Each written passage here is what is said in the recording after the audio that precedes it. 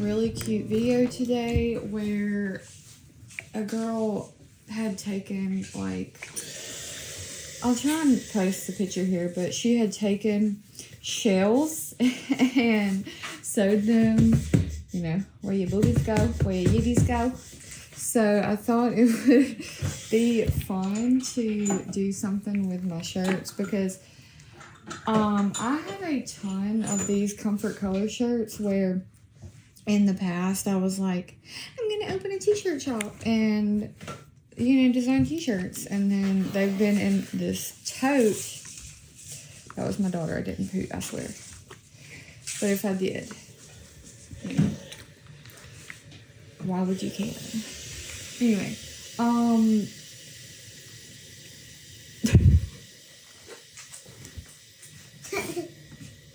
you laughing at mommy?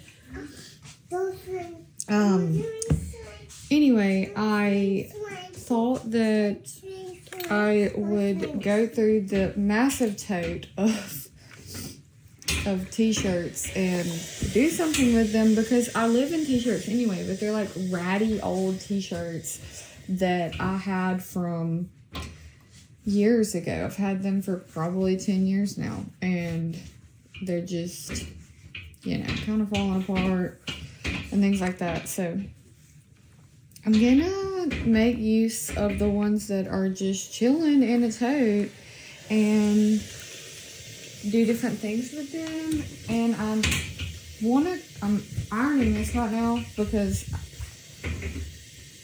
I was too impatient to throw it in the dryer. So I'm just gonna iron it out real quick. But I'm ironing the neckline so that I can cut it. I also saw a video, or multiple videos, where, you know, you cut out the neckline up here. So I'm gonna do that first. Darling. Sorry, my daughter's playing with the ironing board. But yeah, I'm gonna cut the neckline out first and see. I think I'm also gonna take and maybe crop this shirt because I'm using the medium just to test run with the cutout because I've cut out a neckline before and I absolutely destroyed the shirt because I cut it out like way too far. I'm seeing people just cut out the neckline and it still looks good, and then like whatever side you want it draped on, you cut out that extra amount. So I'll do that first and then we'll see where we end up. See, this is the part that makes me nervous.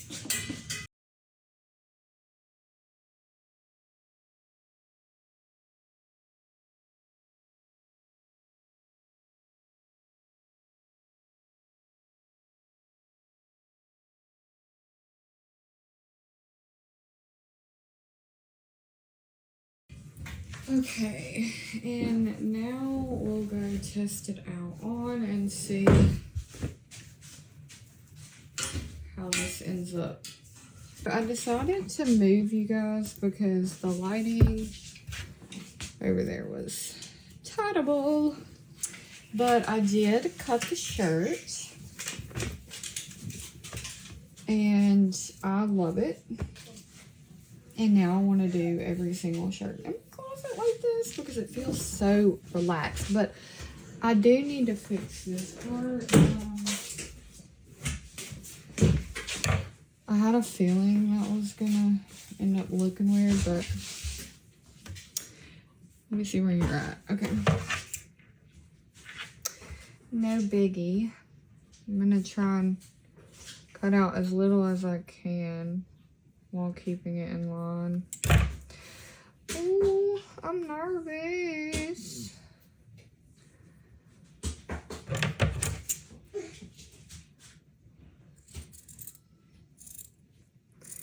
Okay, so I thought I was gonna go off shoulder with it, but I actually really just like the neckline where it is. I probably should have filmed it, but y'all will see it when it's completely done because, okay, because like, I really like use your words, okay? Jeez. I really like how the shirt fits, but I already set out to make this into a crop top because I'm doing the shell pattern, like the video that inspired this whole thing. So I kind of want to do like a crop style. Are you messing with the printer? I want paper. You need paper? Here you go. I want color. Where are your markers? Go grab your markers. Okay. Your markers are in the living room. Go get them. Okay. Okay. Anyway. So this is one of my favorite crop tees because it hits me at the perfect spot of my midsection when I'm wearing my shorts, my high-waisted workout shorts. So I live in those, so that's why I'm going by that. Let's see. So I'm just gonna line this up and guesstimate. I'm gonna line it up at this. Okay, let me get my cutting mat. I'm not gonna be perfect with this because it's never gonna be perfect, especially if I do it, but what I'm gonna do is I'm gonna line this up on the 5, just because it's right here. Where's the fishing pole? Where's the fishing pole, Bookie? The fishing pole is the yardstick. 1 second. Help me find the fishing pole. Okay, here it is. My daughter uses it to pretend it's a fishing pole, so that's why we call it that. Okay, I'm not even gonna give myself time to be nervous. I'm just gonna go for it. Can you say it? Let it rip, tater chip? Let it chip. Yeah. It's yummy. It's yummy.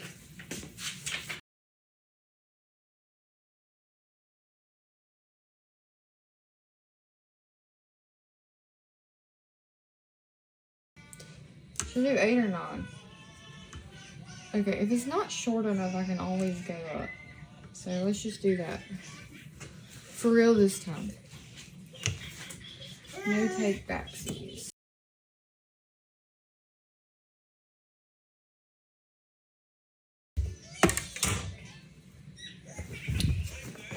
What do we think? Should I cut the sleeves? I mean, go big or go home. I've already cut this thing up. We gonna do it.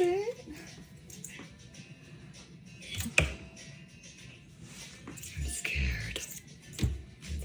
I'm very scared. Okay. Should I do it? Bookie, should I cut it? Bookie. She doesn't care. To do or not to do? That is the question.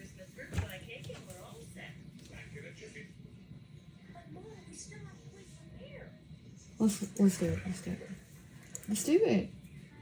Bro, I'm acting like I don't have like a whole tote of these.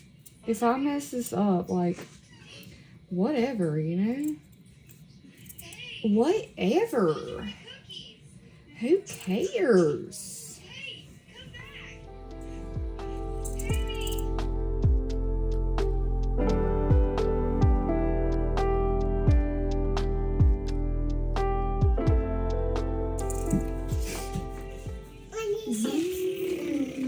Were you looking for something?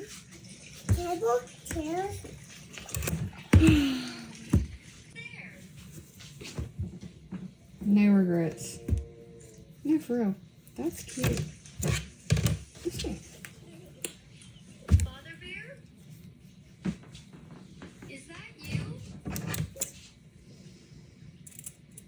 Well, my daughter loves it. She wanted to try it on. Little model trying it on. She won't take it off, so that's fun. You going fishing in your new shirt? Oh. Going fishing in your new shirt? I like that one.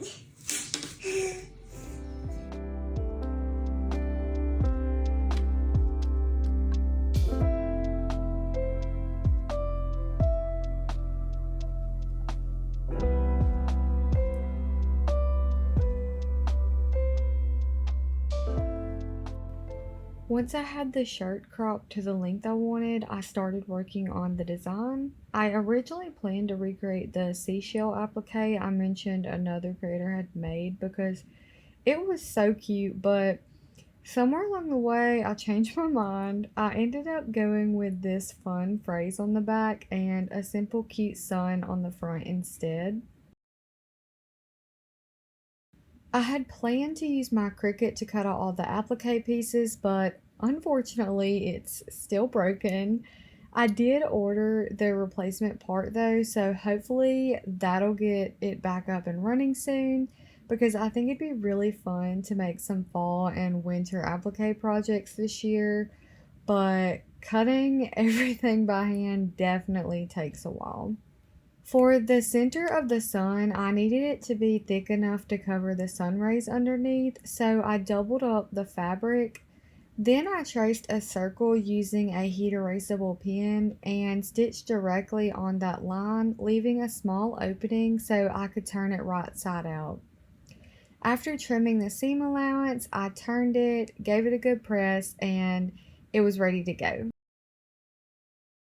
For all the other pieces, I picked out a few fabric scraps and fused heat and bond to the back of them. This helps keep the fabric from fraying after the shirt is washed. Then I cut out all of the letters and shapes by hand. Again, this would have been way easier with the Cricut, but after a while it actually became kind of meditative. I just had YouTube playing in the background while I worked.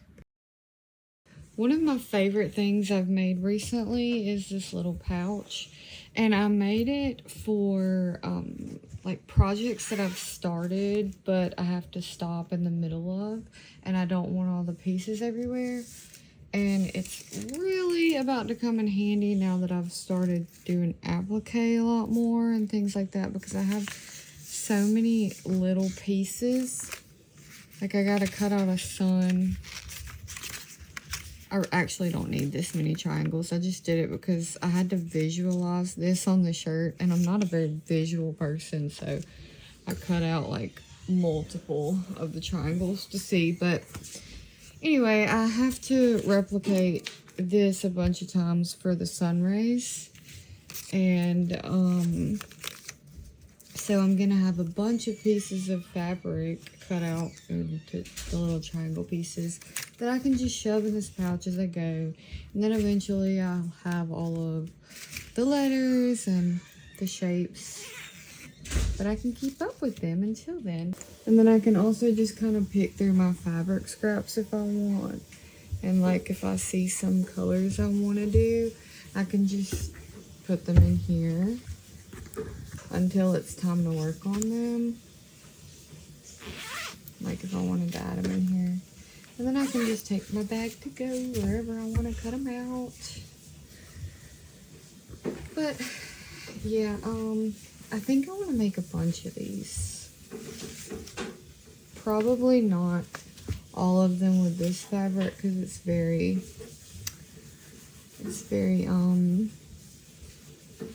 what's the word? Fragile? I don't know. You have to be really careful with it. Dainty. Maybe that's the best word for it. I don't know. But yeah.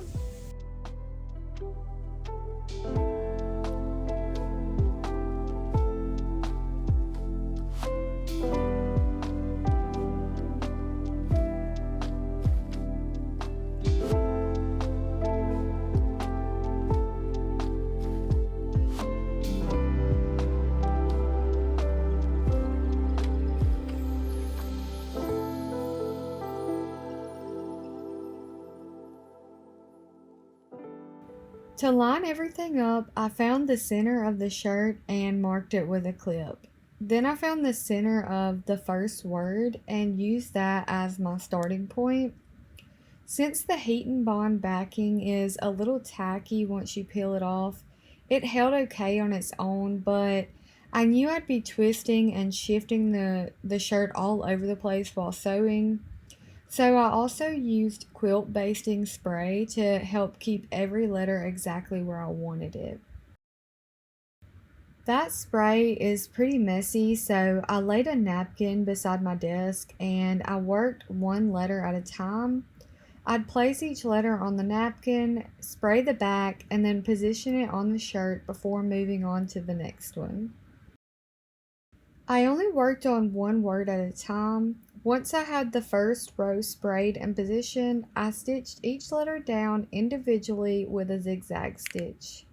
Then I repeated that process for the next row and the next until everything was attached. I guess that's your food shade for the summer. Oh yeah, girl. Oh yeah.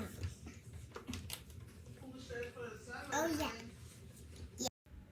This whole project was definitely time consuming. I really enjoyed making it, but it's one of those projects where you have to slow down and be patient. The front was much easier than the back since sewing around all those letters meant navigating lots of little curves and corners compared to the simple sun. It actually wasn't as difficult to sew everything down as I'd convinced myself it would be, though.